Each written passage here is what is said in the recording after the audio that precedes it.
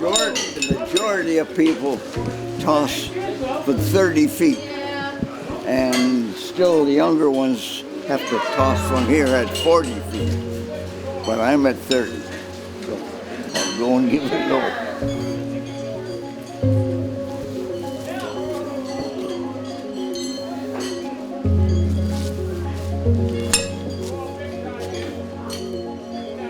What is it about horseshoes that you like? Why do you do this? Well, the camaraderie is one thing, and it's a challenge. Yeah. I used to be not too bad, but I've gone downhill. But I still get a ringer now and again. So. It's good exercise. Oh yeah, it is good exercise. To get in the game, you have to be in fairly good shape, for one thing. You're tossing the shoes. If you're closer to the pin, you get one. And if you get a ringer, you get 3 points. If you get 2 ringers, you get 6 points. So. How does it feel to have this little party today? Oh, the parties are great. Well, a great bunch of people. So, can't go wrong that way. As I say, they're such a great group of people, and they look after me. I understand you did a lot of looking after this place yourself, as fixing things and. Yeah, wherever I can help out, I would help out. Yeah. A few things it's hard to name, building this or that type of thing, helping out, putting roofs on some of the sheds and. I don't know, painting, all that. What gets you up in the morning these days? Well, I just go from day to day, get up and do the things I have to do, and do a little work here, work there. Same old thing. Nothing different. There. That's that. I'd like to have got a strike. Of course. But they were close. 4 out of 4. Okay. That's it? Yep. Good. Today we're at the Victoria Horseshoe Clubhouse, and we're celebrating the birthday of the oldest active horseshoe player in the world, Bob Curtis, one of our long-term members. Bob was 10 years old when this club was founded, although he didn't join at that time. He joined after he retired from his printing business. But he's been a wonderful addition to the club, still very active and an amazing individual. It is certainly an honor for me, and I am sure for you as well, to be present here today to commemorate this special occasion, Bob Curtis's 100th birthday. Bob has been a staunch supporter of our club for many years. As well as being a tenacious player, he has also devoted many hours to the maintenance of the club and adding his woodworking skills to enhance this facility. As we celebrate Bob's journey through a century of life, let us also reflect on the many ways that he has enriched our lives and our club through his kindness, his quiet wisdom, his friendship, and his commitment to living his best life. He is the inspiration to many that have helped to shape our club into the welcoming and vibrant place that it is today.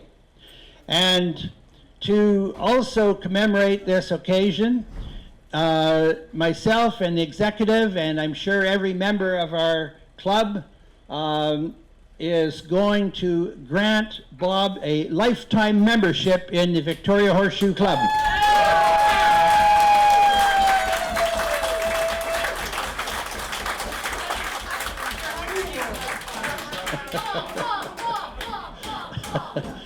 So Bob, I say to you, on behalf of the Victoria Horseshoe Club, we admire the progress that you have made in the first 100 years of your life, and we look forward to seeing what you will do in the next 100 years. We wish you a glorious birthday and many more. A little bit about my neighbor, my best friend, and dad, Bob Curtis. We happen to live side by side. Bob was born yesterday, 100 years ago, to Maud and Henry Curtis of 1617 Camosun Street. He was born at home like many other children were in 1925. That's crazy, eh? 1925. Dad was the second child. He had a sister, Vivian, who was 2 years older. Dad grew up adventuring around the Fernwood area. He loved being outdoors, and he still does. He likes to do home maintenance, power wash the pool area, a pool he built as a kit and installed from Sears, where Mom worked. Dad has always been independent and self-motivated. The other day, he was telling me that at 3 years of age, he would walk by himself to his grandparents' place, his mother's parents' home, that was around the corner by Vic High and down the street, a couple blocks away, across Fernwood on Grant at 3 years old. His parents knew he could do it safely. When Dad would get to his grandparents' house on Grant Street, he would visit and get spoiled by them. He remembers building roads out of kindling in their living room to play cars. He tells me he often played in the field behind their house, as the area was open to Fernwood. As I remember, there was a really great sand pit across from the Vic High track. So even in me, I remember there wasn't much there when I was a kid. So before him, Fernwood was almost on the outskirts of Victoria. He got his first bike when he was about 8. His dad walked him to Robinson's Sporting Goods to get the new bike, and they walked it home together. And that's when his adventures began. And he and his bike became one. When we drive around together, he is always pointing out places, and he and his buddies would go. His range was, let's say, far and wide. Just about any place between Victoria, Sydney, and Langford was a good day's adventure. His parents also took him and his sister to many places like Salt Spring Island to visit friends, out to Langford to collect bark for the wood burner, or to the Gorge and other beaches for swims. And at that time, the Gorge was a gathering place, and lots of people would hang out down there. He told me one time his parents put him on the MV McQuina with his sister to sail to Tofino, and there he stayed with friends as well. And that was before you could actually drive to Tofino. So now on schooling. Dad started grade 1 at Boys Central School, and he spent 1 year at George J. He said he didn't mind school, but he would rather be out adventuring. He remembers he was sometimes sent with his buddy Ray Mitchell to ring the school's bell, but one day they pulled too hard and broke it, and that wasn't taken very well by the teacher. They both got in trouble. His last school was Vic High, where he started in grade 7. He must have liked the fact that it was only across the street from his house and he could go home for lunch. Dad really enjoyed the shop training at Vic High. He made all sorts of things, and I still have a beautiful table that he built in shop class. Yeah, as well as a few other things. And the one upstairs too, yeah. From those woodwork shop experiences emerged a man that has continued fixing and making things his whole life. He has done countless projects for my sister and me, as well as many friends. Just with me, he built a house, he did renovations, roofs, paint jobs, cleared land, rebuilt a boat, raised a house, and so much more. He has a similar list that he's done for my sister Pat. Dad is always up for a challenge and has never shied away from hard work. As a boy, Dad took piano lessons, and like many other things he set his mind to, he got pretty good. Good enough to perform with his cousin in dueling piano performances. Pretty cool. It was wonderful listening to Dad play when I was young. When friends came over and the ice cubes started tinkling, Dad would tinkle the ivories, and a sing-along would start. If I was up late enough, I would hear. Other times I would just lay in bed and listen while I fell asleep. Excuse me. back to school. When Dad was in high school, World War II was on, and he wanted to serve his country. So as soon as he could, he enlisted. He had been in Air Cadets for 3 years already, so when he could sign up, he went to the Air Force Recruiting Center, and there he sat, and sat, and sat. He got fed up waiting to be seen, so he walked out, went across the street to the Naval Recruiting Center, and they took him right away. He was soon off to basic training in Regina, then to St. Hyacinthe, Quebec, for courses, and finally Cornwallis with 10,000 other young men in final preparation for deployment. Dad was posted to the frigate La Salle out of Halifax to do convoy duties in the North Atlantic. I've seen pictures he took as a ship's photographer with the whole front half of the ship buried under a 50-foot high wave. He has lots of stories he can tell you about these times. It's good to squeeze him for it. Some of them are pretty good. Once they had to outrun a hurricane near Bermuda and take shelter in Miami. A very lucky break for Dad was when he was in Los Angeles. He was at a naval function and he had the honor of dancing with the very famous actress Hedy Lamarr. He must have been the envy of his mates, as she was considered by many to be the most beautiful actress in Hollywood. He probably didn't know at the time or care that she was brilliant. She co-invented a torpedo guidance system for the military and patented a military communication system that used changing frequencies. It was the precursor to cellular communication. There's more Navy stories, but you can squeeze them out of them. Dad's ship La Salle returned to Victoria in 1945, where it was preparing to head to Japan. But the Hiroshima and Nagasaki bombings took place, and the war was over. Dad was one of the first to be discharged because he was in home port. He became an apprentice printer at the Times Colonist, but quickly moved to the Queen's Printer, where he worked with his father. He moved through the ranks and retired 39 years later as the manager in charge of composing. In 1948, Dad needed a project, so he built a boat in his parents' basement.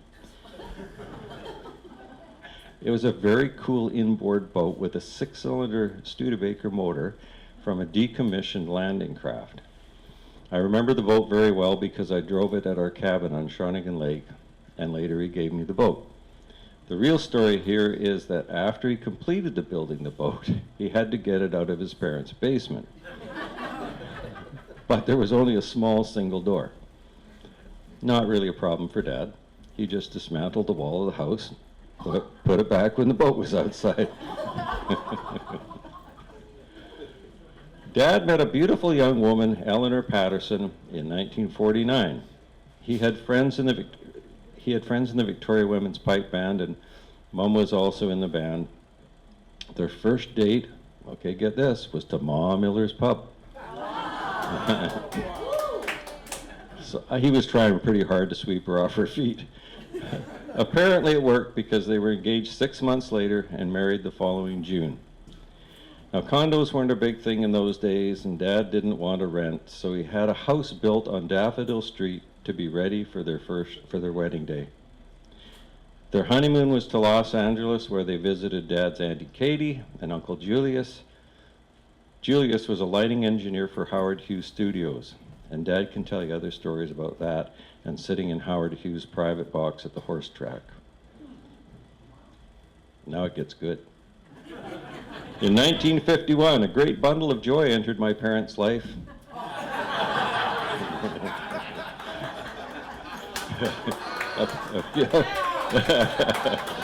A few years later, in 1955, another bundle of joy, my sister Pat, came along. And by this time, we'd moved to Lambie Drive because the first house was a little small with a coal furnace and thin insulation. So in a blizzard, when the house was cold, and Dad rented a truck and moved us to our new house, which had an oil furnace and insulation. He has lived the majority of his life in that house and loves being there as much today as he did the day he moved in. Dad and Mom did so much for us kids that Pat and I are very grateful for. Camping, swimming, snow skiing at Mount Baker, road trips, Prince Albert, Disneyland, cruising the Gulf Islands, and a cabin at Shawnigan Lake, as well as Dog and Suds dinners and much more. In later years, Mom and Dad flew to many distant places some with Pat and me and our families. In closing, Pat and I won the lottery with having great parents, and although our wonderful mother passed several years ago, Dad carries on making the best of his days and remaining a steadfast supporter of his family. Now, on top of Dad's accomplishments of playing the accordion and piano, having 3 Harley-Davidsons to ride at the same time, playing a game of pool, being an accomplished carpenter, being a good friend to many, we are in his most comfortable venue, his beloved Horseshoe Club, where he earned the distinction of being the oldest competitive horseshoe player, now I'm told, in the world.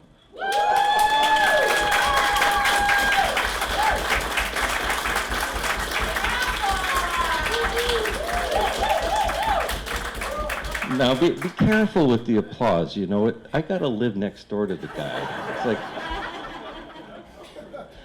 So anyhow, but I should tell you, even though Dad is such a great guy, he does screw up the odd time. So, but he's big enough to admit it. You know, he likes to be helpful. So one day he was on leave from the Navy. He noticed that his dad's garden needed some work, and the cabbages had all gone to seed, so he dug them in. His dad had to break it to him that he had just dug in all of the Brussels sprouts.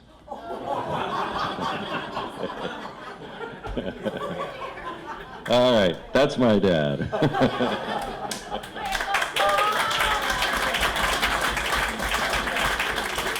Thanks, everyone. What did I learn from my dad? A lot. I mean, I had wonderful parents. My mom passed away a few years ago, and Dad carries on as the head of the family, and he's always looking out for everybody. You know, trying to make sure that his grandkids and his great-grandkids are happy, and always giving them little treats and a pocket full of cash when they need it. You know, just little kid stuff, but good fun. Yeah, and I think. Dad's always been one of those guys who always wanted to help out all his friends. And so that always rubbed off on me. Yeah, that's a big part of my life. Well, he's my best friend. So, to be here on his 100th birthday, well, it gives me hope that maybe I'll last a little longer too. So, yeah, hard to keep up with him, and he's 100 years old.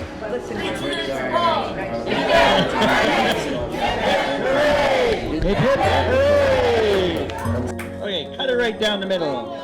He's a jolly good fellow, for he's a jolly good fellow, for he's a jolly good fellow. There's nobody can deny. He's just the most loving man, as you can see by what everybody has said today. And I asked him, do they do this for everybody? He said no. He's the oldest guy. He's the oldest horseshoe competitive player in the world. What's with that? He still comes over to our house and helps build things, does plumbing jobs. He's just so eager to do anything. He's helped all of my friends all of my life. A couple of my girlfriends that I grew up with, like from grade 2 and one from grade 11, were here for his party yesterday. He still helps one of them on a regular basis. We'll go over there and he'll install something for her. It's crazy. It's kind of nice. He's fabulous. And he's going to be with us for another 10 years. That's our deal. Birthday to you. Birthday to you. Happy birthday to you. Happy birthday, happy birthday, happy birthday to you.